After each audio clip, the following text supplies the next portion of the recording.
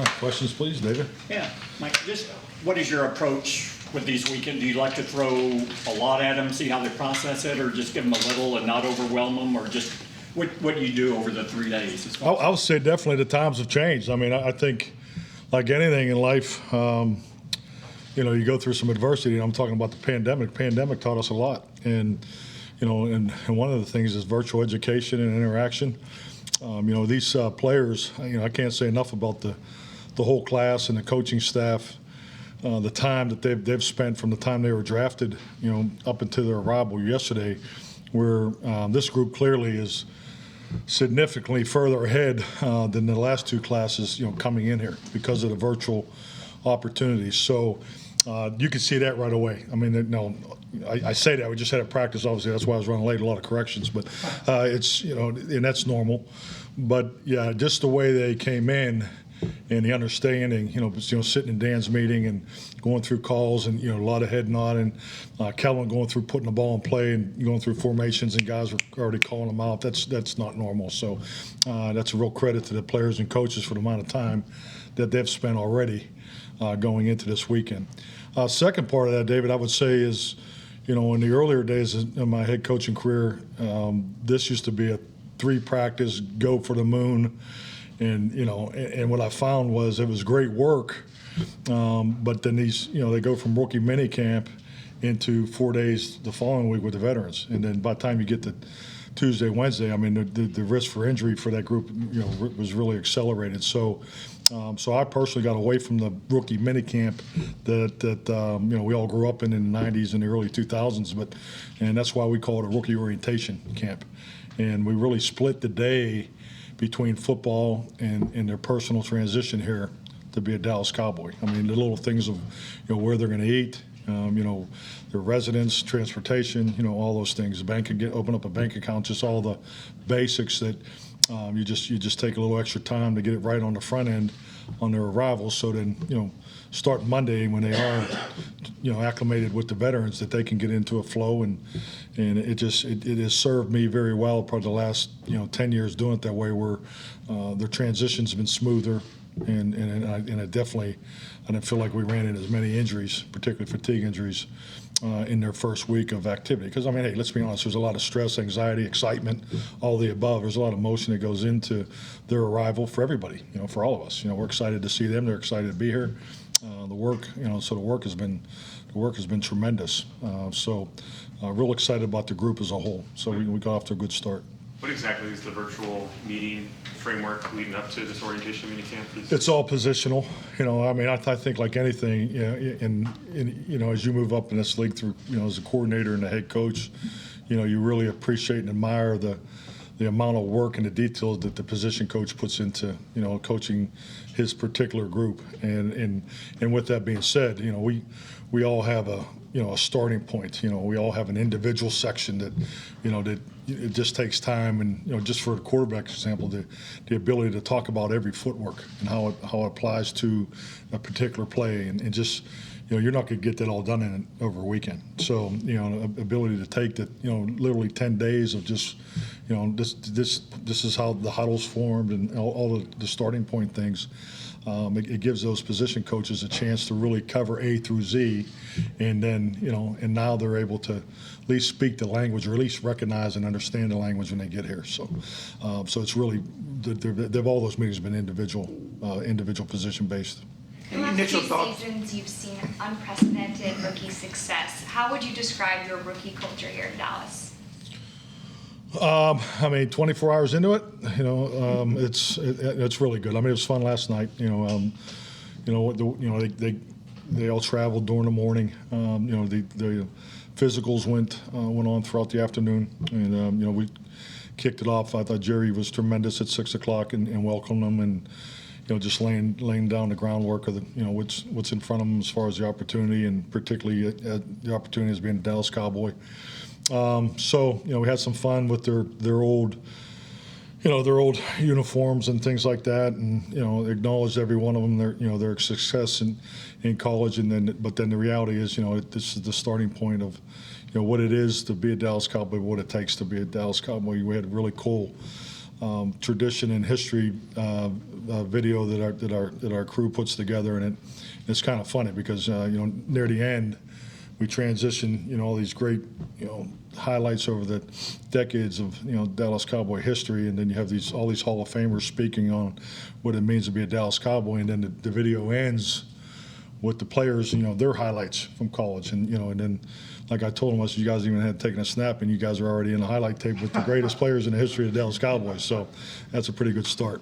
But I've always enjoyed the Thursday night dinner, welcoming meeting, and then frankly, I think we finished up about 7:30, and then they went with their position coaches to probably 9 o'clock, and then it was all football today. So, but yeah, I think they're off to a really good start. For the record, I asked Tyler Smith the same question, and he said after your intro, he called you charming.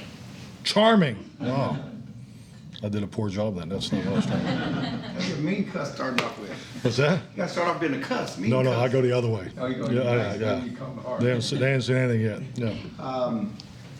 The schedule came out yesterday. Your initial thoughts on the schedule, obviously starting with Tampa and Cincy and having the Rams early in the season and the trip to Green Bay. I mean, I think that the thing that I've always looked at and is really the first 4 games, and I like the fact that the first 2 are at home, and then you have your first division game at home too. So I really like the start of it.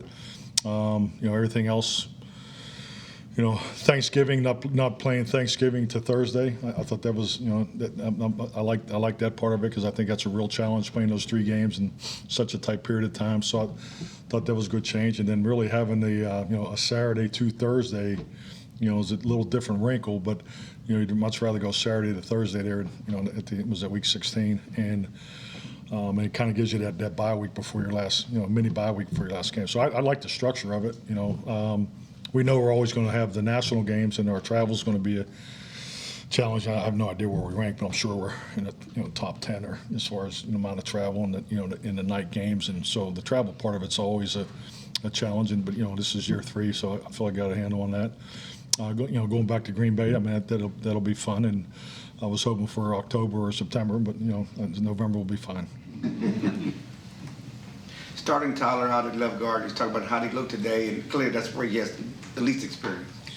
Yeah, I think the biggest thing is, I would look at the whole process. I wouldn't get too caught up on where exactly Tyler's playing, and because we're trying to have as constructive practice environment that we can, and as far as ever how many linemen that we're dealing with, so that's part of that equation and formula. But like I've stated, when he was drafted, he will work both left guard and left tackle. But yeah, I mean you can see the twitch, is something that jumps out at you. So I thought he had a really nice day. How competitive is the kicker position going to be, not just this weekend, but in the months to come? Super. I mean, it's wide open. So yeah, it's definitely something I'm sure that I'll be curious to see how you guys use your statistics and analysis. So I'm going to enjoy that sarcastically. So. Can you give us TrackMan data? Say again? Can you give us some TrackMan data? I'll tell you what. Have you used that? Heard good things. Yeah. It's pretty cool. Yeah. I just saw it today for the first time, frankly. So yeah, pretty cool stuff. Ferguson. Boy, what didn't you like about him? I like the way he plays. It's the first thing that jumped out. I like his play style. I like his aggressiveness, and I think he's what you need at tight end because he's able to play on the ball, off the ball. He's productive as a receiver, but I really like his play style. I don't think you can have enough of those type of guys on your team because. Not only does he play the tight end position the right way, but you can see it on special teams. You look at Wisconsin; they're one of the few teams in college football that use a pro punt formation. So, I don't know if you were watching, but just on the special teams period, when you watch the punt protection, obviously that's the one you put in first, and that's the one you would usually spend the most time on. He was probably the only one that had any. Former experience there. You can see in his footwork and you can see in his understanding. So I think he's a very well-rounded football player. With the wide receivers, you had talked about how you like him playing at all positions. With a young guy like a Tolbert early on, do you just try and have him at one spot, or do you want to throw everything at him right away? Well, I think it depends on the individual, and just the short time that I've been around Jalen, I think he's going to do fine. You know, he's young, and frankly, one of the things he made a big point of in our initial conversation was, you know, he's pretty young at the game of football. You know, he hasn't played a lot of football, so you know, to me that's exciting. You know, because using his words, he said, I don't know how high my ceiling is, but I think it's going to be pretty damn high. So. And I was like, hell yeah, it's going to be high. So, I mean, but you can see it. He's natural inside. Obviously, he has the ability. You know, if you just watching him, and you know, Will McClay and I were talking, he reminds you just on first impression as far as his movement traits. You know, he's somewhere kind of between CD and Cedric Wilson. I mean, that's his body type, and I think that's a great comparable, and I think it illustrates what we're looking for. You know, when you have that type of skill set where you can come in here and have the ability to play inside and outside, I think it's a real value. Does he have number 18 for a purpose? Does that remind you of Randall at all? That's a great question, and you know, a lot of love and respect for Randall Cobb, but I really had nothing to do with the numbers. So. Dan was saying when you went to Ole Miss after the workout, the session he had with Sam, he turned to you and said, I'd love to be able to coach this guy. Can you just talk about what you saw in that session and what you envision Williams fitting in here as either a rotational guy or a chance to be a little bit more early? I mean, definitely. I mean, the plane ride home from there, you know, was, you know, as we ate our Jersey subs or whatever the hell it was, beating that storm out of there. But you know, just coming back from the flight over, I think we were all in agreement on that. I mean, you know, I can remember, you know, one of the things I do on a daily basis, you know, I have kind of a check-in moment with Will McClay, and he's always in there watching college tape, and I don't recall when it was, October-ish, November, and he had Sam on, you know, he was watching Sam in his office. And so obviously made a huge impression on both of us that day, and then at the workout, you know, you could see the ability. I mean, and I'm going back to the start of it, and I'm talking about when he was doing the bench press with his teammates and the camaraderie and the interaction, and there was just so much to love about him. And then Dan actually running the workout was awesome, but I mean, you could see right away, you know, in the workout that this guy had, you know, top first round type ability. So yeah, we were definitely very excited about him on the plane ride, and just, you know, went to work on the other questions that we had, and obviously we felt very comfortable, and we felt very fortunate that he was still there in the second round. Does he look like a player that's only been playing for 5 years? I think he said he started his senior year in high school. Does he look like a player? I think we'd all agree Sam Williams looks like a guy that was born to play professional football. So I mean, he has the gifts. He has the physical traits. You know, I mean, he had 2 pass rushes today, and I know we were just in helmets, but he was clean in the backfield, and you know, he has that kind of ability. So he's in a great place. He's obviously in an excellent system, you know, that he'll definitely benefit from. So I think he'll do extremely well early for us. With CD's ascent to the flanker position and Cedric no longer being here, what's the outlook at punt returner? You know, frankly, that was a little bit part of the tracking drill that we did. You know, and we'll do it. We'll do it again tomorrow. It's something that I did in my time in Green Bay. And frankly, I just wanted to see a guy track a ball. We didn't instruct him on anything. I said, I don't want any coaching. I don't care if the guy's never caught a punt. I want to see him just track a football. So tomorrow we'll do the kickoff. You know, we won't use the punt rotation that we use today. So and that's part of that evaluation, Michael. I mean, we'll look at the guys that have done it, and you know, and I think, you know, as Steven says all the time, and it's so true. You know, player acquisition never stops. So, but that's definitely something we got to get answered. That was a pretty long line of guys who were doing that tracker drill. Is that just a reflection of just kind of where you are on the roster? Or is it usually that involved with so many different guys?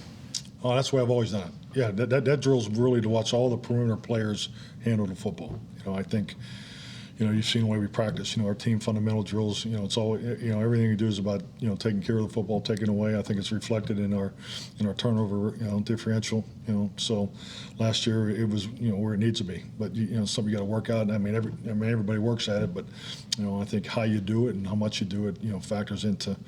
You know, you get what you put into things. You know, that's the game of football, and you know, we only have so much time. Every time you turn around, they're telling you how long you can be on the field, and you know, And I think that those type of drills you really get a lot out of. Have you finalized anything with the Chargers if you're going to practice against them before the preseason? You're ahead of me. I'm sorry. I just finally got the news exactly when we're playing. So we're gonna.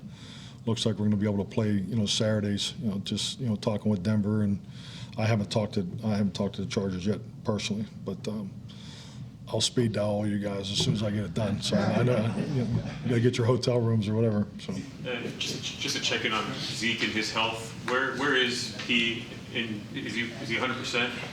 Christ, excuse me. You're saying that? I would hope so. I mean, I just because I was looking at the GPS yesterday of the workouts. I think Tuesday. I mean, 22 mile an hour. That's 22 mile an hour. Maybe is pretty damn good. So yeah, he looks great. It's The update. continuity that you have on your staff this year, say. I'm sorry? The continuity with your Yes. coaching staff. If Prince has come in, why is he the right guy at this time? And I know you had some familiarity, within the division, but was it also his relationship with Kellen? I think all those things are important. I've known of Robert, from across the field for a long time. Have a lot of respect for, how his receivers have played over the years. Obviously, I think anytime you can have a connection with your coordinators, that's something I believed in. I know as a coordinator, and it wasn't a negative experience, but I know when I was my first time as a coordinator, when a coordinator is not part of the hiring of the assistants, it sets up potential for some things on your staff that could. That's right. We're not mandatory yet, right? So we'll let that go. But it sets up for situations. So my point is, I like it when a coordinator has a relationship with an assistant coach. If you bring it in, I think it's beneficial. And all of our coordinators have been part of every assistant coach hiring, and that's just the way I've always done it as a head coach. So yeah, that's definitely a real benefit. But his resume speaks for itself. He's brought a lot of energy to that room, and I think he's been the right fit for us. Coming to the locker room, we saw Kelvin Joseph. Any update on that situation, and how has he been throughout this whole process? I do not have an update on that situation, and I understand the concern, and I just want you to know that when the situation occurred, we had a lot of internal conversation. That was really in depth, and based off the information that we've been given, we felt it was important to support him, and he's been here every day. He's having a very productive off season so far. Thank you. Yep. All right. Thank you. Well, that was easy. Thanks. We got to walk.